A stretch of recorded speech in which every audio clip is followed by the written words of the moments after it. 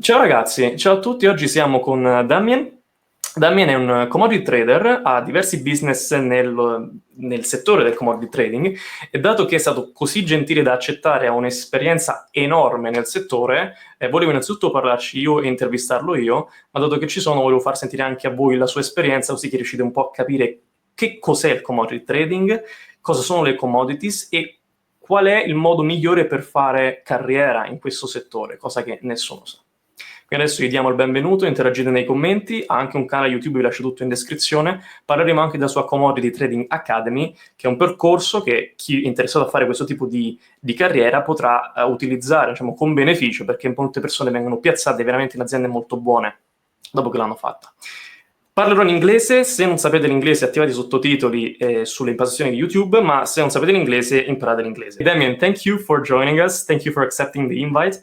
As I was saying to you just before starting, these guys that will follow us are mostly young professionals with first experiences or just out of uni, and they are all very ambitious. So they look at words like investment banking, trading, so on and so forth. But I think there is one missing piece, which is commodity trading, because not a lot of people know about it, and you are an expert on it. I really like your content because you're super authentic. You can really feel that you know the shit you're talking about because you have like your hands dirty in this. And therefore, it's really a pleasure to host you on the channel, to have you as a guest. So just to get started, can you let us know who you are and how did you break into this secretive but also very interesting industry? All right, Andrea. So, okay, it's a big question to start. But so basically, I'm Damian. I come from Switzerland, Geneva. And one thing about Geneva, it's basically a city that holds, I think, the most headquarters of huge commodity trading firm. So and I would say like the fact that I'm from Geneva is the only reason that I knew about this industry. So, but what can I start? So I think I was in the same seat that a lot of your viewers. You know, when I was at university, I've always wanted to make a shitload of money. And, you know, I'm from Switzerland, so I was like, all right, what should I do? So should I be like a trader in a bank? Because I'm old, you know. At that time, the bank had like proprietary trading desk and so on. And they were the one that was making a killing, you know, in the newspaper. You know, you can see all these traders making 100 million in bonuses and so on. I was like, all right, I want to do that shit. Problem is like, as soon as I started university, we entered into the great financial recession. It was in 08, 09. So basically, at that time, you know, then we had like a new regulation for the bank. It was not possible for them to trade with their own fund. So this business model was completely dead. And I was like, man, so what should I do now? I don't know. So basically, I just looked around, and a bunch of friends from my parents said, look, Damian, it seems like, you like traveling, you speak a bunch of languages. So look at commodity trading. I was like, okay, let's have a look. And this is how it started. It was really like nothing more than that. And basically then I fall into this world, and it's such an exciting world because what you do as a commodity trader is not really, some traders are going to be in front of the screen to edge the position of the trader. But what you do as a trader is you really move the stuff around the world. So you are going to buy, cocoa in West Africa, ship it to North Europe. You are going to buy, oil in Middle East, shipping to refinery that needs it. So it's really about like moving the raw material, the commodities, from where it's produced to where it's needed. So, and this is like a global game. It's a huge market. So there's a lot to do. There's a lot of niches. It's an incredible, interesting story. And yeah, this is basically. Then once I knew about it, I just fall into it, and then that's pretty much it. Mm-hmm. So interesting. So I know that your main focus, we have three types of commodities, correct me if I'm wrong. We have agri, we have metals, and then we have energy. What would you say is your main focus as of now? Yeah, so I guess so this is okay. So these categories are just bullshit. You know, this like I guess some banks got said, okay, all right, there's three categories and so on. Because I think there's a lot of crossover over the categories. So for instance, you have sugar. Sugar would be categorized like soft commodity, agri commodity. I don't know. Then sugar, you can make ethanol. So then it's energy. So there's like a lot of. It's not clear cut, you know, about which type of commodity. But I would say the big one are yes, energy, metals and minerals, and agri and soft. And in soft, it will be like everything like exotic, like rubber, coffee, cocoa, sugar. and agri would be more grain. But it's not, it's not a clear cut. There's not someone that decided, okay, this is this is that. But yeah. Yeah, I was asking because sometimes you hear, okay, if you want to make a career in the commodity trading space, then you should identify which of these 4 categories or 3 categories you like to dig more into, and then even more specific, you like energy, you go to power, you go to oil, you go to metals, you go to non-ferrous, ferrous, then everything like that. So who said that, man? Who said that to you, man? This is complete bullshit, man. This is not how it works. So the fact is, it's extremely difficult to break into commodity trading. So you are not going to do, I prefer to do energy, or I prefer to do lithium because I think it does. It's not like that, man. In reality, you take the first job that you can, and then hopefully you can move from one desk to another and so on. But it's not like you can choose whatever you want to do. Honestly, it's not like that. But if you want to make a shitload of money, the highest paid trader are the one that handle the most volume. So that means that all the guys that do energy, oil, and so on would be most of the time paid the most because they just handle more volume than the guy that do cocoa. So if you want to make a lot of money, then go toward energy, but it's also way more competitive.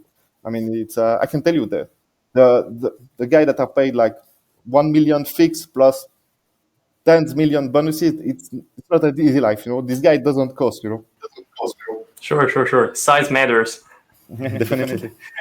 Yeah, that's what she said. Okay. So, Damian, you mentioned that it's not easy at all to break into this industry. I want to break down this a little bit. Why is it not easy compared to other industries? Is it the secretive, let's say, vibe that it gets, or the privacy that this commodity trading firm have and want to keep? Is it the competitiveness of the jobs that are available? There are not so many and a lot of demand that wants to get it. Yeah, I mean, there's a lot of ways to answer your question, but I think one of the reasons is like it's if you take all the bankers, all the private equity guys, all the hedge fund guys, and so on, I would say there's like maybe 1,000 times more than any commodity professional. So I think just in terms of volume, there's just less opportunities because the industry requires less people. So there's maybe of that. But there's also one thing, there's like the industry over the last 15 years decreased it. Like we had a lot of consolidation, a lot of people left, and so on.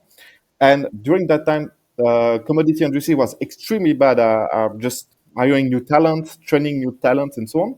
And now it has completely flipped in the head because the last 3 years volatility was so high, they made so much money. A lot of traders took their huge bonuses and set up new commodity trading company. And now we are in time where there is not enough talent. And as the industry has never really like built a pipeline of new talent because they have never needed to do that, now there is like a squeeze. So all my friends that are within this industry, they get like on a monthly basis, like a headhunter that call them, look, we are looking for operator, risk people, and so on.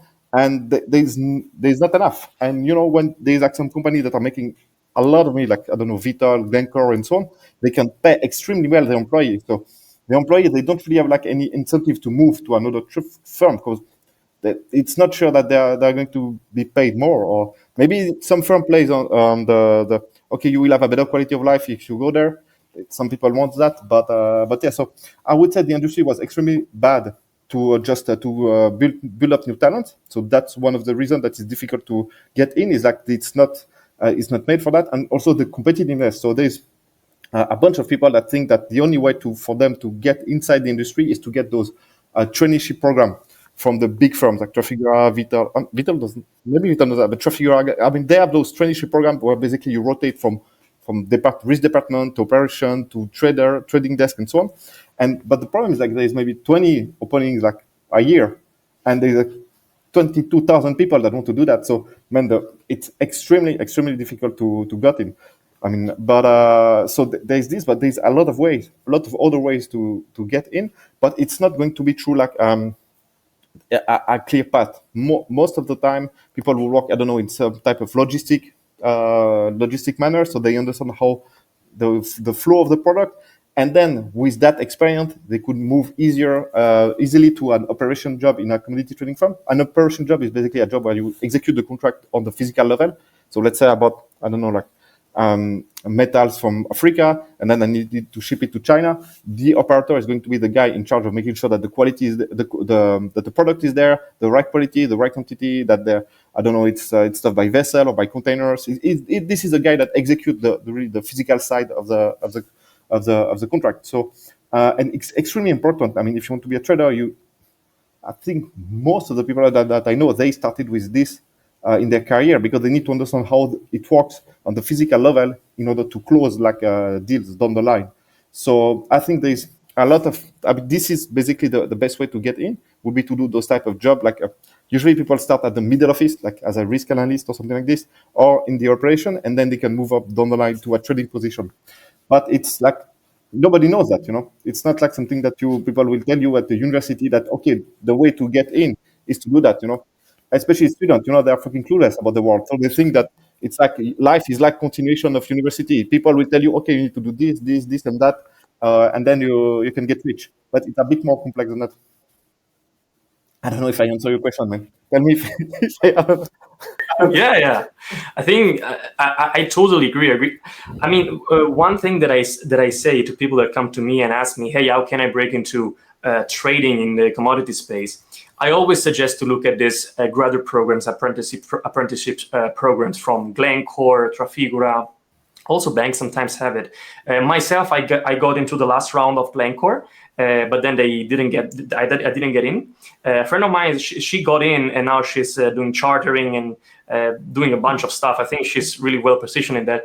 And it's one way to break in, but there are not so many that I know. Yeah, but what I'm saying is it's only, I don't know, 10% of the people that goes to that way. Most of the time they get job as a junior operator, junior analyst, or something like this, and then they move on. But from that position, then they move up or whatever you want to call it. But but those graduate program, and it's the best, man. If you can get those jobs, it's incredible. But it's extremely difficult, and also it's a bit random. Because as you said at the beginning, I run this academy, the Shipping Commodity Academy, and we have some kids that took this or certificate and then got inside, for instance, Trafigura, Glencore, so and so on. And I cannot tell you why this kid and what another one. I have no idea. It's like it's a line. Yeah, absolutely. Yeah. So at some point you need a bit of luck. Yeah, for sure. I don't know, maybe because then I asked him what did you say, man? What did you do? And he answered pretty simple stuff. Nothing I was like, oh, this guy is a fucking genius. I don't know. It's really tough to say. So, but most of the people, right? Or most of that wants to get in, they got in by the logistic part, by the operation. That would be the bulk of the people, yeah, for sure. Yeah. I think a lot of young professionals also in hedge fund. I have a friend in a hedge fund. Also, everyone is kind of in a back middle office position when they start, or everyone I know. And then for some weird reason, they manage to leverage an opportunity that comes, but they're not really responsible for it, or they just keep committing to the thing until this opportunity pops up. And then when it pops up, then you jump on it if you have the skills, because sometimes also you can't pop up on it because you didn't develop any skills needed for that. So I totally agree. But also there's another. Okay, so this is two different things. Once you want to, all right, any type of, you own middle office, back office, whatsoever, and you want to go to the front office, any industry, the playbook is the same, man.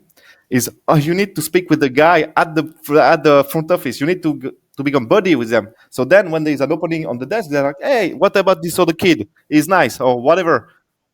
Let's take him. That's it, man. It's no more than that, man. So, but it's, of course, if you don't play this internal game, you won't get anywhere, man. You won't get anywhere. Sure, absolutely. Damian, you mentioned these companies, Vitol, Trafigura, Glencore. I'm not sure that everyone knows about it on my channel. I think many of them know, but maybe not every one of them. What can you say? Why are these commodity trading firms that you mentioned so important, so huge, so massive? And what do they trade? What do they trade actually?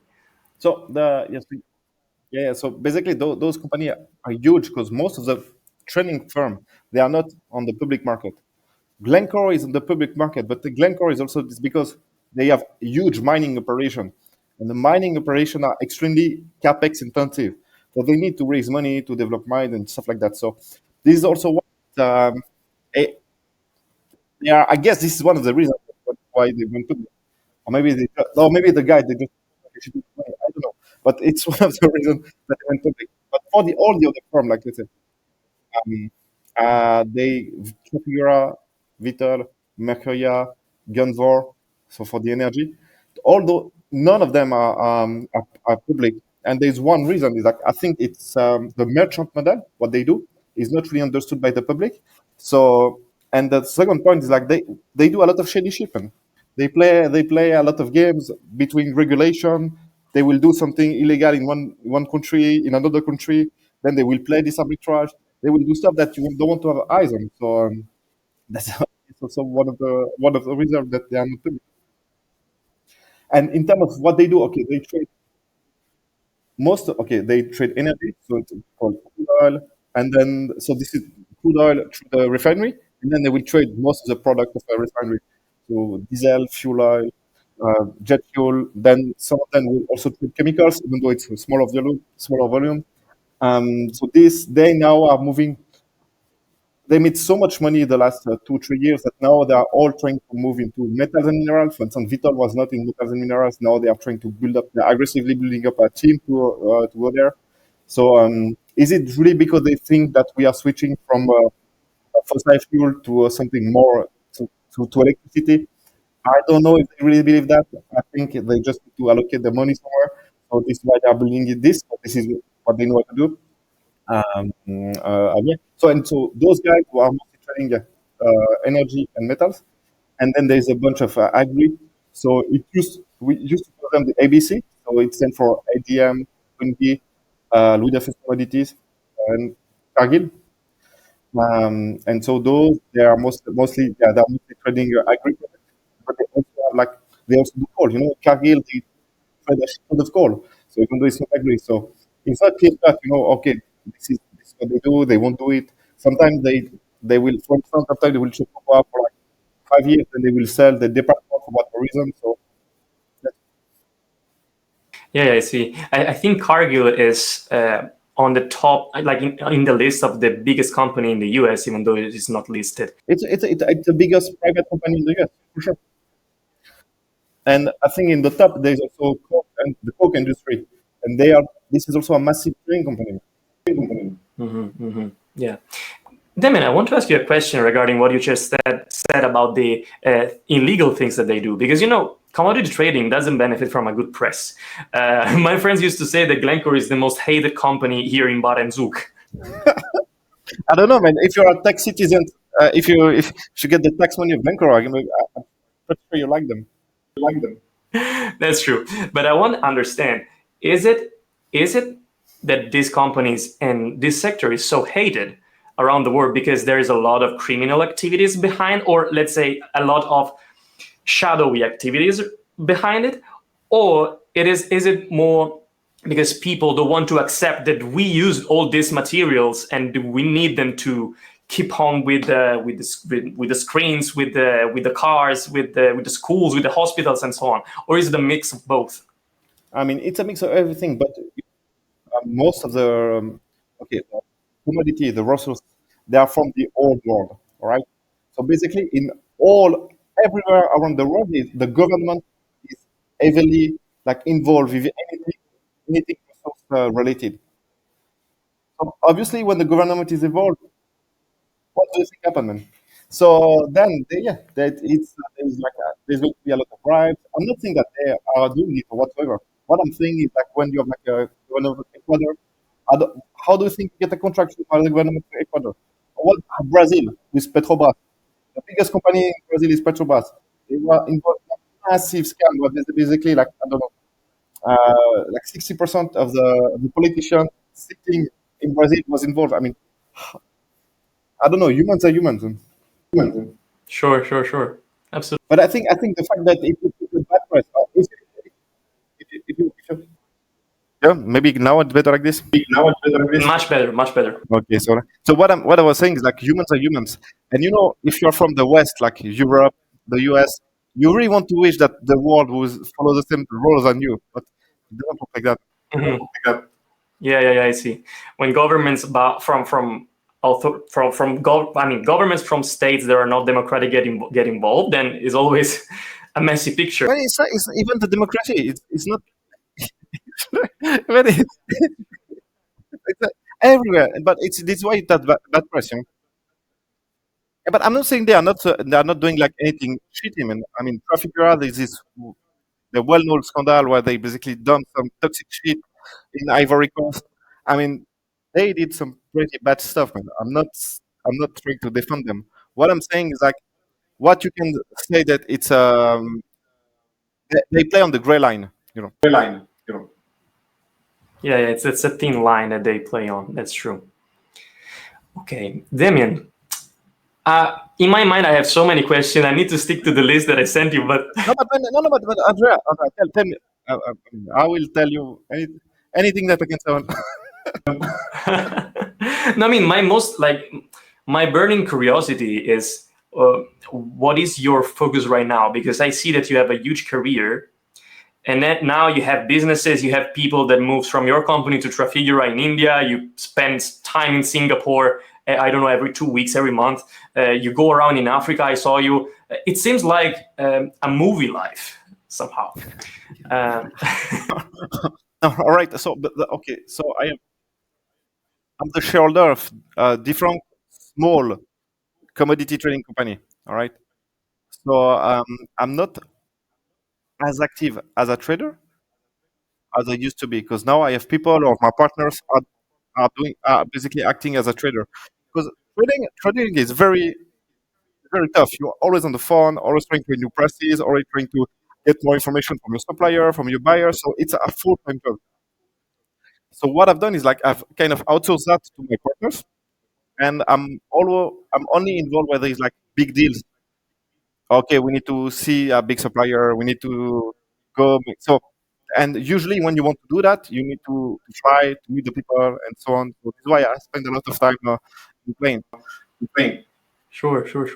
Interesting. I mean, I guess you can do it because you really know in details like how the business works. Otherwise, Yeah, but the thing is like, for instance, in Romania, we do a lot of wood pellet, of bitumen. I kind of okay. I know more than the average guy about those, but I'm not the specialist. You know, my partner is a specialist in that, and I trust them. What I know is the risk. So, and how people react when the shit hit the fan. So this is what I know. So this is why I'm in charge of the risk and making sure that we play in a risk framework that makes sense for our company. So this is what I'm just making sure. just making sure. So that's very interesting. Okay, Damian, then I will turn to one of the questions on the list because I think it's very interesting to understand this. We talk about trading. We talk about physical commodity trading. But people, when you say trading, they all have in their minds the screens. So the derivatives, I mean, just what hedge fund do or banks do. What's the difference between financial trading or trading on the screen and doing what you just spoke about, just moving commodities, raw materials from one place to another? Yeah. So let me give you an example for the others. One thing that we do is chrome. Chromium is an element that you use to make stainless steel, right? So there is no future market on the chrome price. So we cannot like just buy a future contract to address that. You know? So how does it work? Is like this: we go to a mine in Africa and say, "Look, man, we are willing to buy this." I mean, we are not going to say we are willing to buy because do you know the market price is like that? It's like okay, we can buy market price. So let's say it's $100. We then speak with our client in China. We say, "Look, man, we have this quality, with this quality, this quantity, and the price delivered to China is 125." Then we pay for the logistic, for the insurance, for the finance. Maybe it's going to be $20, $21, and then we are left with $4 as a margin. So this is what we do in physical commodity trading. We take something in South Africa and ship it to our client in China. So, and this is the case when there is no future contract. If there is a future contract, so that means if you go on the LME, on the SME, and same, and you see the prices, then it's a bit different because you can hedge yourself against future contract. So then there is going to be a physical leg of your trade and a future leg. And the future leg, you will just wash it when you will do the inverse operation when you don't need the hedging no more. So it's a bit more complex, but at the end of the day, we are still moving the product. Absolutely. Oh, that's so interesting. That's so interesting. Yeah, because honestly, what it seems like from the external part is that in physical commodity trading, you can do hedging. You can also avoid doing hedging depending on your risk appetite and so on and so forth. Right? No, Okay. all right. Most of the time, you have to hedge. If you are in a product that is unavailable, because then you will have a huge disadvantage against the market participant. So, but for funding, you said that's sometimes as a trader, if you buy copper and you sell copper from two other traders, most of the time your contract will be based on the LME. So it's going to be LME price minus percent. In that case, you need to hedge. You can do flat price, like what you do with the chromium. Yeah, absolutely. I get it. Okay. Another question that I have for you, Damian. You taught us that you can make a lot of money, a shit ton of money in this industry, especially if you trade those in those markets that are very well established, like oil, like gas, and so on. But my question is, how is it possible that people that make this ton of money, even more money than CEOs in listed companies, nobody knows about them? I saw one of your video where you were speaking about the 300 list, the Swiss 300 list. For those who don't know, this is like a magazine where a ton of very rich dudes are listed. Swiss dudes, in Switzerland. And there are sections like watches, pharma, commodity trading, of course. And Damian said that there are guys, not even CEOs, like head of divisions in companies like Glencore, that are like multi millionaires, like 200, 300 millions. How is it possible that these guys earn so much, even more than listed companies that everyone knows about? But they stay so low in profile. I mean, yeah, all right. No, but all right. So this guy in Glencore, I think he has like 2 or 3 billion, and he was the head of zinc and lead or something like this. But I'm pretty sure that I don't know the guy, but I'm pretty sure the reason is like he was there. He got shares before the company IPO. So this is why he's so. I think that's the story for him, because otherwise, man, I know market led zinc. I mean, I know those markets, small market. So it would make no sense. But anyway, so yeah. So how do them so much money? Is like those companies are extremely profitable when there is volatility. And the reality is like, let's say you make, I don't know, 20 billion in profit. It's not sure that they know how to allocate those 20 billion to get more ROE on it. So the management, they have like shares. They are going to, and they are going to distribute themselves a huge part of this profit, because it's not sure that they can really put this money in a place where they can make more money with it. So this is and also those companies are so big that they are already so dominant that, all right, yeah, let's play yourself well, man. Yeah, so they saturated their own strategies in the market. So that's why they can allocate more capital in order to drive growth in those areas. That's what you're saying. Yes, and again, it's like pretty old activity. So most of the refineries are already built. Is it easy to build a new one? I think it's almost impossible in Europe. So all the assets are already there. So they try to invest a bunch in like environmental asset, but it did not work. So now they're like, yeah. So let's see. Let's see what we're going to do. Once we have already ports, warehouses, storage, where can we allocate our money? So maybe our pocket is cool. Yeah, exactly. Yeah, I guess that's what they think. But this is the same. Look, this is the same idea as a hedge fund, man.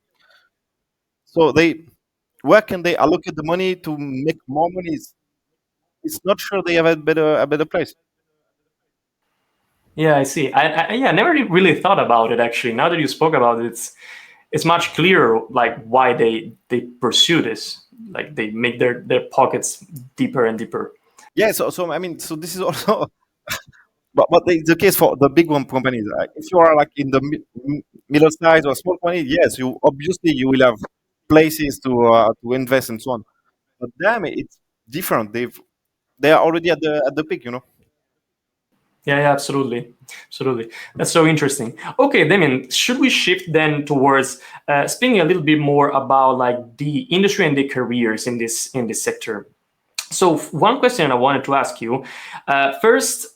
I wanted to talk a little bit about this trade war and also how do you view the energy transition in this area. But before we go to that, how how like a trader is able to extract a margin, like to find opportunities in this market? Like because I guess these big industries have their contacts, have already their established network.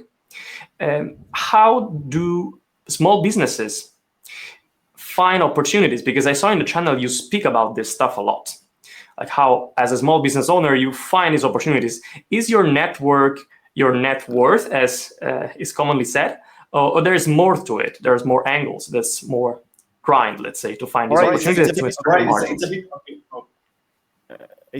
okay. If you're like small trader, let's say you have a small company, you are unknown, you don't have a big brand, then you need to go tackle market where there is no other big traders because it makes no sense. You cannot compete where they are.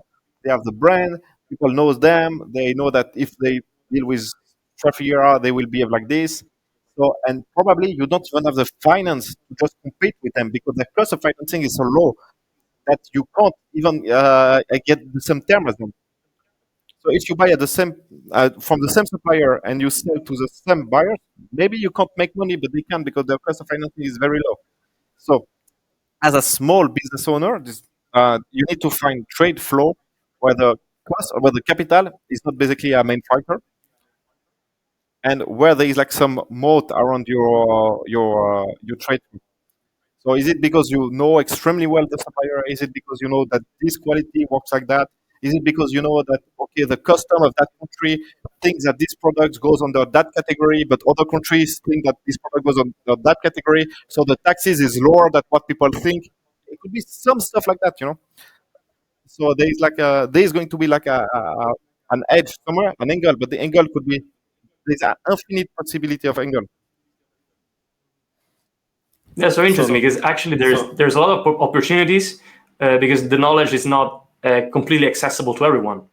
yes, but exactly, and you know when you this is also the thing between what is written in the rules and regulation of a country and what is applied on real life is completely different. So maybe you can just like if you take the textbook of all the countries, say, oh, this trade is not possible because whatever reason. But on the ground, people are doing it. So how is that possible? So then you see that, yeah, it's because for this reason, for that reason, or maybe they blend a little bit the product with that. So then they change the category and so on. There's like multiple angle to play. So that's why it's such an interesting game.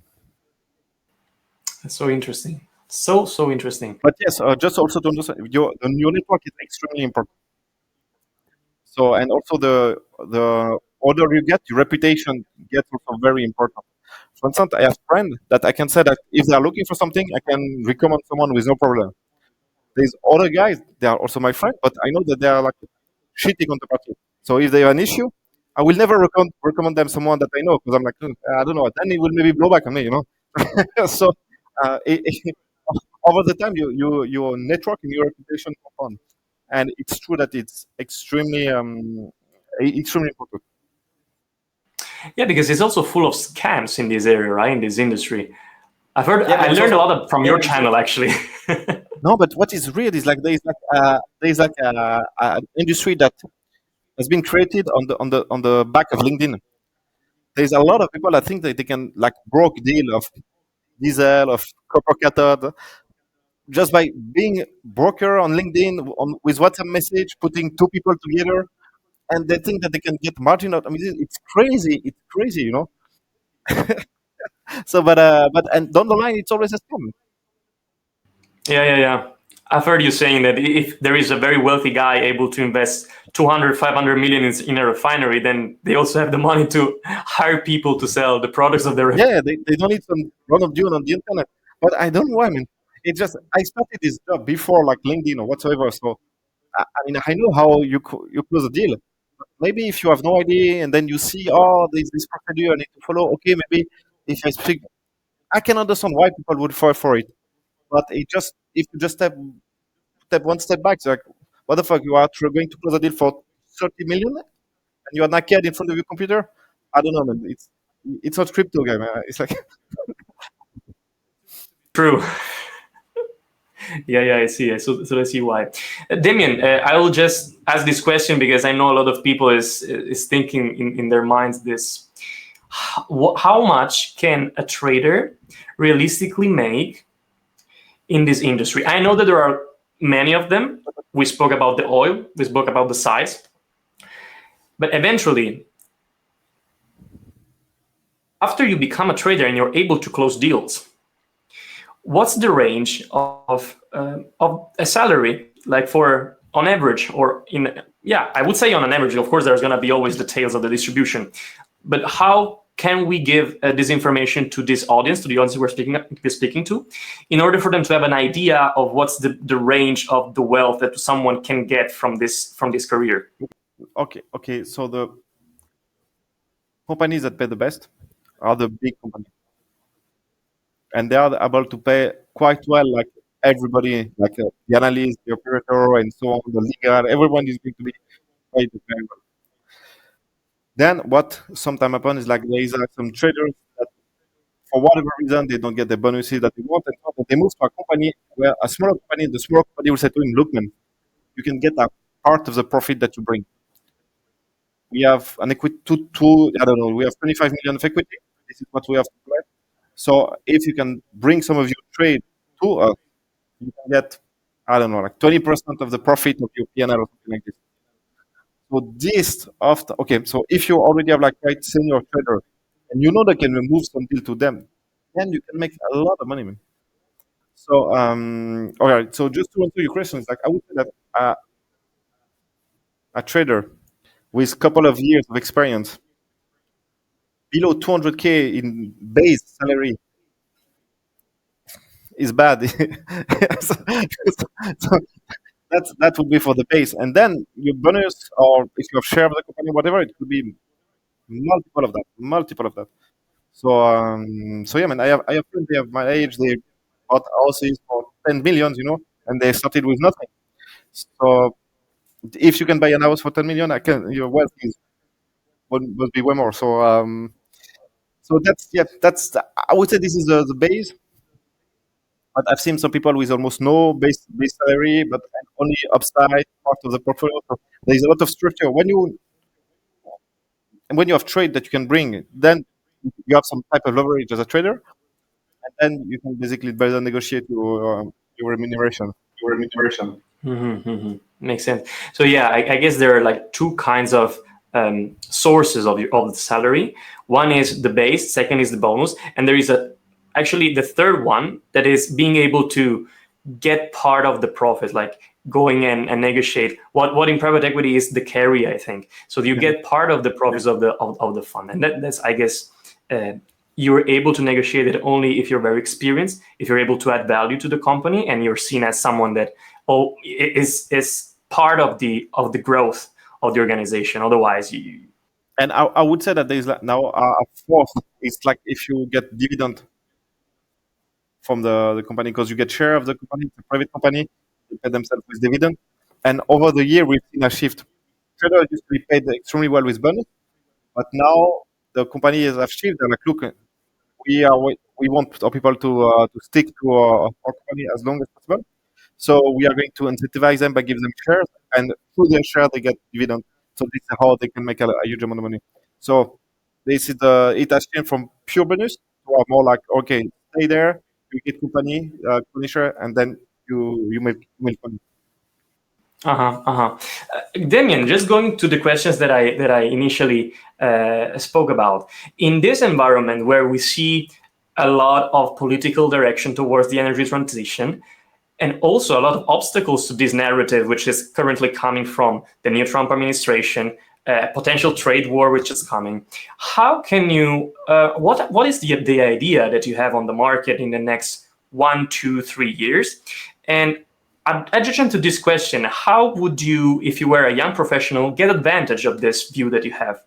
Yeah. So okay. All right. So my way on the energy transition has been the same for the last 5 years. That there's not going to be any energy transition, and the reason is like the people that are pushing it, it's mostly Europe, and Europeans are getting poorer every year. You go to any big city in Europe, it's a fucking shit show, man. So people are extremely poor, and will be tired of paying extra taxes on energy, and so they all the government will stop with that shit. And the baby boomers that are also pushing it for whatever reason, in 20 years they will be dead. No more baby boomers. So then I don't know. I think it won't really happen. Obviously, we are going to build more nuclear energy because it makes a lot of sense. And but I'm not sure that we are going to push this too far. So what I would say if I would be you, um, I will go into coal.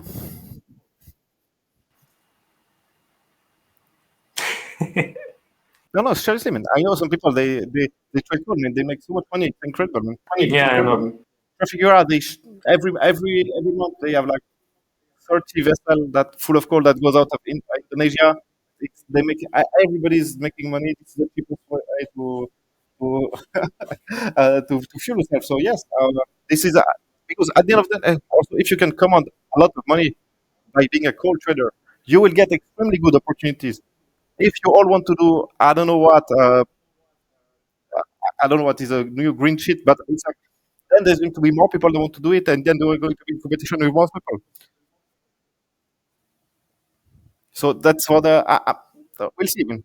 We'll see. But I can tell you, like in 20 years, there's going to be more coal burned than that. Yeah. I totally like your transparency and honesty in the thought, because a lot of people. Okay. I should say the woke shit. Yeah, of course. So obviously, everybody is going to have some battery. We all have alien up our roof, and then yeah, it's going to work so well. No problem. No problem. You're pretty good at that, though. No, but in terms of energy, there's going to be more of each type of energy. We are going to use more of each type of energy. That's where the world is going. Unless the population collapse, then yes, maybe we will use less energy. But it's where we are going to with more of everything. Sure. I think it's the Jevons effect. I don't know if you've heard about it. So basically, whenever you have more energy to optimize your processes, for example, you have washing machines, you have laundry machine, and everything, then you use the extra amount of energy just to do something else, and that's something that's continuously happening in our society, in human civilization. So I also see it difficult, and suddenly we will stop increasing our energy demand. Yeah, it won't happen. But and also the thing is, energy transition is all about nuclear. Because nuclear works well and it's clean. So this is where I guess humanity will go, but it will take a long time. Yeah, something that I love about this industry, and also about the thing that you're saying, is that I see that in this industry, people tend to speak facts, while in most of other industries, it's not like that. Like, man, it's crazy. But Yeah, because the thing is, your PNL is the truth. So you can have whatever theory that you want. The reality is this. So if your PNL, basically every day you can see your PNL if you are good or if you are bad, man. So then it's you need to be closer to the truth, also to reality. So this is why I guess most of the people, most of them they speak like me. Absolutely, yeah. Okay, no, that's super interesting. And about the tariff, if you want my answer about the tariff. So what we are going to see is like it's a lot of change of origin. So basically, product from China is going to be shipped to Oman, to I don't know where, and then they are going to change the origin by doing it legally, by just changing a little bit the product. So then it's legally from origin of Oman, or just legally, just changing the document and then shipping to where it needs to go. So it's going to add obviously a cost to the end buyers or to the supplier. But there's going to be solution. Man. Water always flows one way, gone. So people will find solution. Yeah. I mean, we saw it with alcohol, with cigarettes. There's no way we're going to see it also with commodities if taxes skyrockets at some point. Yeah, and I think it's quite a tough, difficult, tough situation for the US. If they want to onshore like critical product, like drones production, robotic production, or whatever, they need magnets for all of that. They need to put some tariffs, so they can't have China building everything that they need to make the war with them in 20 years. So it's not as clear cut, that what they are doing is stupid, not stupid, especially from the European side. I was thinking that Trump is a motherfucking moron, but I'm like, I don't know, man. If you think that your mortal enemy is producing all the weapon of tomorrow, maybe you should do something. So it's not clear, what is the right way to go about it. That's super interesting because how the things are linked in between this industry and what's happening in the real life. It's so sometimes I'm impressed, like, because all these dynamics that are not really on the surface in the public opinion, but they affect everyone so deeply that it's a shame that it's so secretive, or we're just so ignorant about it. Yeah, I think it's the energy production is going to be extremely important if we need AI like every day to do anything, like even to go to the toilet. The amount of energy that we going to be required is enormous. So how are we going to produce that? Most probably nuclear, but in the meantime, no, there's going to be basically gas production, all the things that they need to do, and then they need to. The problem is like you need to have like a 25 years like view of where you want your population or your government to go. And now, especially in the West, I mean, I don't think they know where they are going to be in 2 years. So it's going to be tough. Mm-hmm. Yeah, I totally agree. Actually, yeah, it's difficult. Also, I've been part of a communication of a page that does science communication in Italy about nuclear energy, because I have a background in energy engineering, and my university was very strong. And it's so difficult even after you educate the people, to get the government change and the government action plan to invest in something that has a return on investment in tens of years, while the government is so short-sighted. So it's really so difficult that I'm starting to become a bit skeptical about. Yes, but I think this is why you need a generation to change. Like that's why I'm saying the baby boomers, then when they'll be gone, what are their millennials, their children are going to do? It's not clear. So change of generation is needed to rechange the culture. Absolutely. Damian, I want to speak about your commodity trading academy, because I know some people here that are watching might be interested. How did you build it? What's that? And who can benefit from that? Yeah, so I started this shipping commodity academy like even before I had a YouTube channel, because I saw that there was like a hole in the market, of education. Because a lot of people ask me like, yeah, how did you get into commodity and so on. I was like, all right, there's something here. So the academy is like 6 or 7 years old, so it's been a while, and so it started from that perception of the market that they was missing some education product about really moving the good. So we are not teaching about like warrant, OTC contract, whatever, like something that you can learn at university, on the paper, but how to move the good. So this is a core of what we do. So I started it like what's it, 7 years ago, and it really blew up when I just started my YouTube channel to like shed some light on this industry.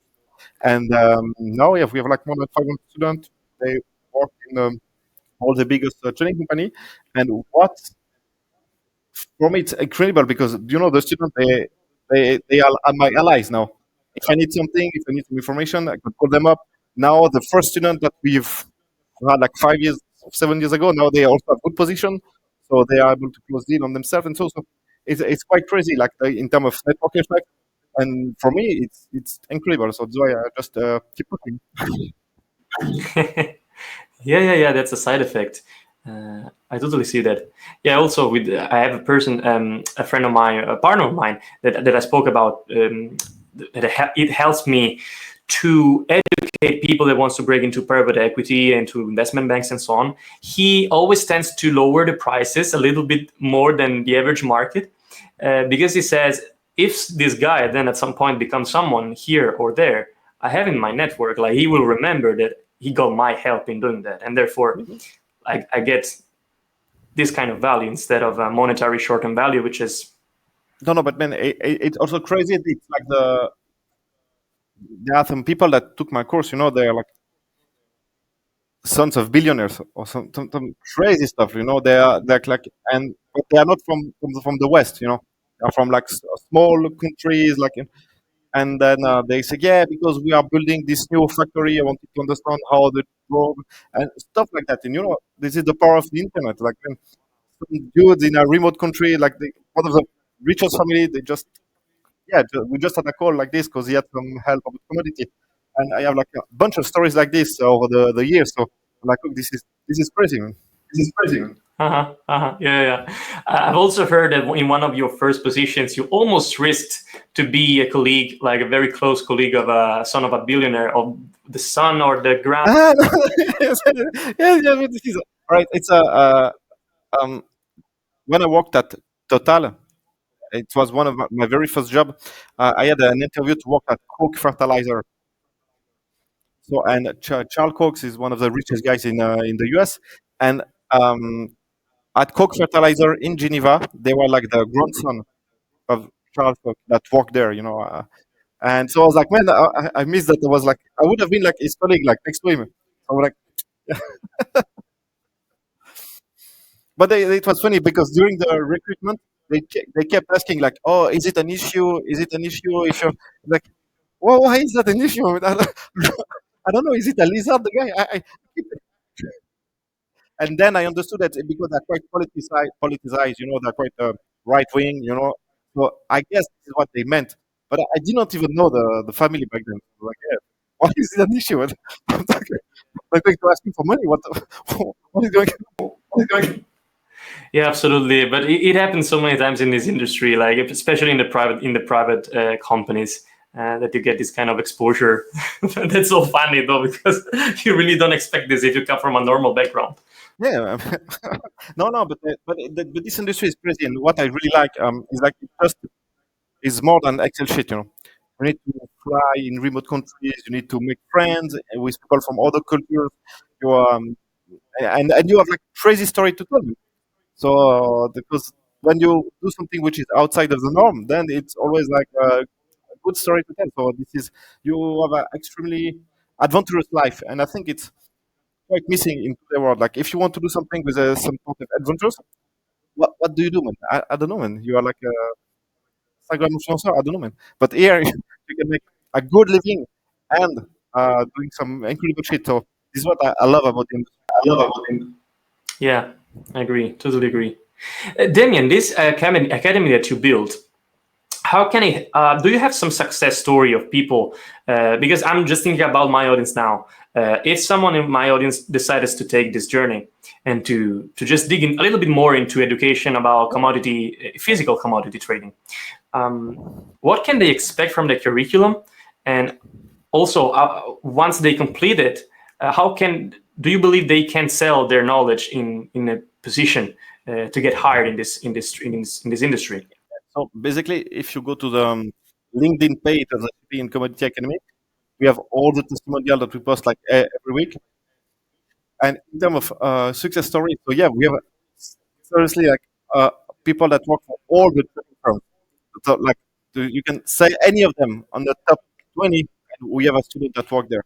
So and the reality is like why I think it works that well is like because people, okay, when they are your juniors, the employer wants to make sure that you are extremely motivated. And one of the reasons is they will teach you the job, all right? So they don't want you to spend like 1 year teaching you everything about the job, and after 1 year, say, "Fuck, man, I want to be like a guru influencer in Bali because I need to find myself." They don't want that. So they want to make sure you are extremely, extremely motivated. And the fact that a student pay the courses, do the certification, and so on. It's a token of motivation that you can put on your CV. Like, okay, I did that on my own. So the guys are, all right, if he did that, I mean, he must be motivated somewhere. So I think it's also this one of the reasons that it works so well. I think so. I think one of the biggest loss is if you train someone and then he leaves, especially in this industry where the only way to learn is just to do the job with seniors that have done it for the previous 5, 10, 20 years. No, sure, and but this is why I have like an employee that left, like it was like it's a pain because I can't pay them as well as what they would be in the big firm.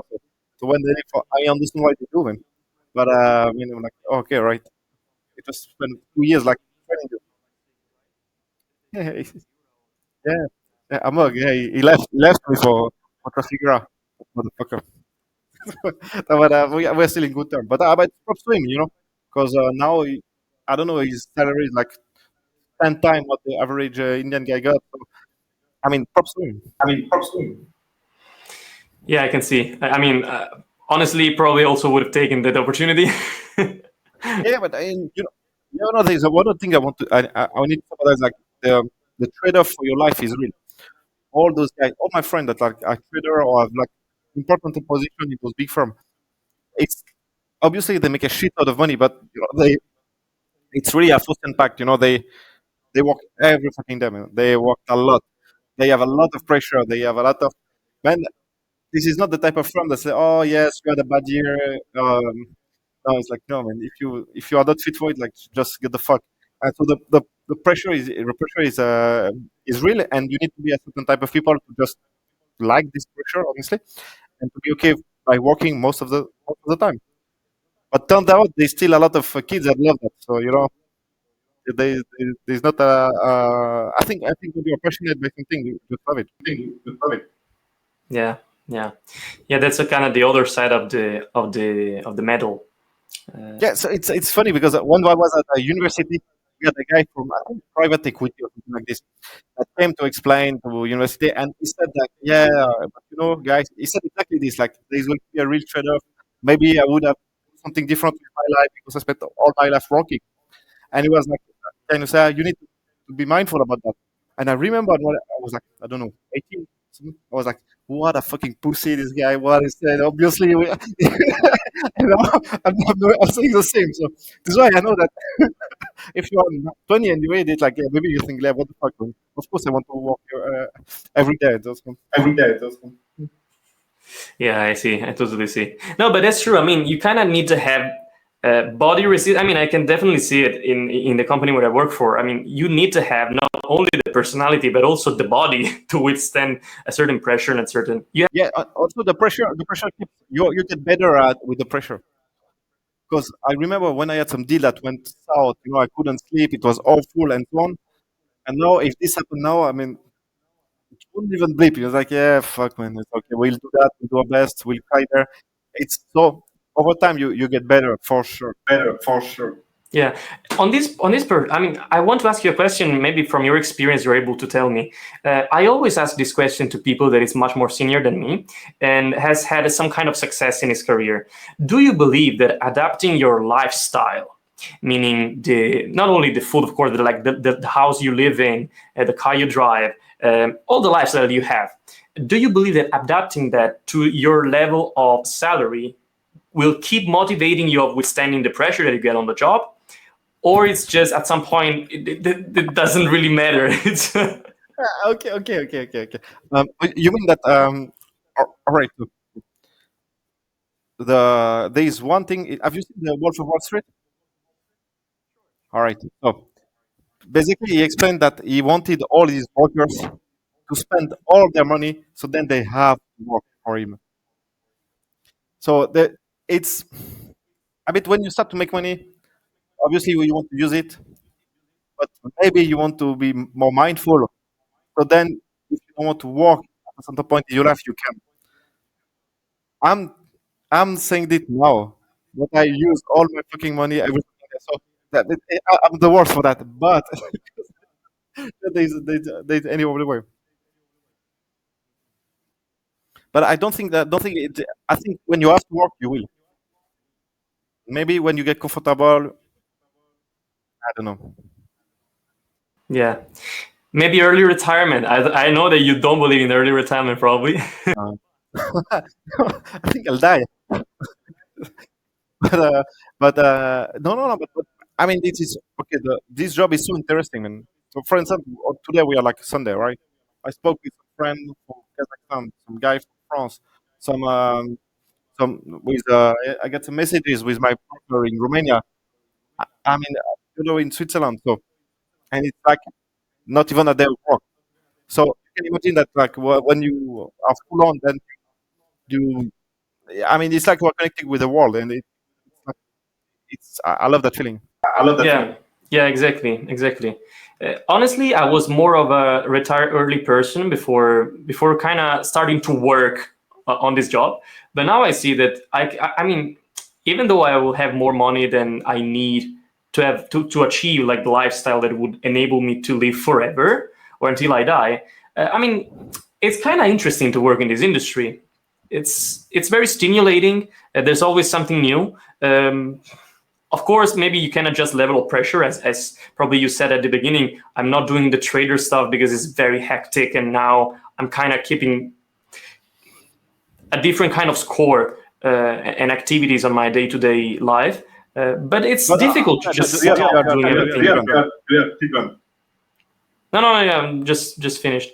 I think it's difficult to just finish everything you're doing, like stopping all the work activities and retire. Because even though you can meditate, you can paint, you can play music, then at some point, if you've had that interest in all your life, then maybe it means that you're kind of drawn into it for some. No, but I think there is. Okay, do you have children? Do you have a wife? How old are you? How old are you? I'm 26, but I've been in a relationship for 10 years. All right. So, but you don't have children yet. Okay. So, man, you will see that when you have children, man, it's like life gets extremely expensive. And then if you want to, all right, okay, let's say you want to fly business. When you want to travel, you want to fly business. It's maybe not the biggest like a luxury thing in the world. Right. It costs, I don't know, $6,000 to go where? You have two children. You are not going to let them in the back. So are you going to take 25K just to fight? And like, man, it gets extremely expensive, extremely fast. So when you will need that way more money than you think. Man. So but you are engineer, so maybe you've already got your Excel sheet with okay, I need to get that amount of money, I can do 7% a year, and then I can retire with that. Probably like all the engineer, you have that sheet, but you will see, man. Why you will want one more. That's true. Children always fucked up the whole Excel sheet. But I think it's also a question of do you want to how far do you want to push me? Because at a certain point you need to choose the game that you want to play, and if you want to play the game of business, then it's like how far are you? What are you willing to sacrifice and so on. I know there's a lot of that I won't sacrifice. This maybe why I'm going to be capped there. While others they will sacrifice everything, so this is why they can go there. So it just you just need to be at least, but you can't want something that you wouldn't be willing to sacrifice. So That's true. That's super wise. With this wisdom, I'll just head towards the last question. I just want to keep it to finish it on a high note, you know. No, but I really appreciated it. I definitely see it. I think right now being young allows you maybe to take a little bit more risk.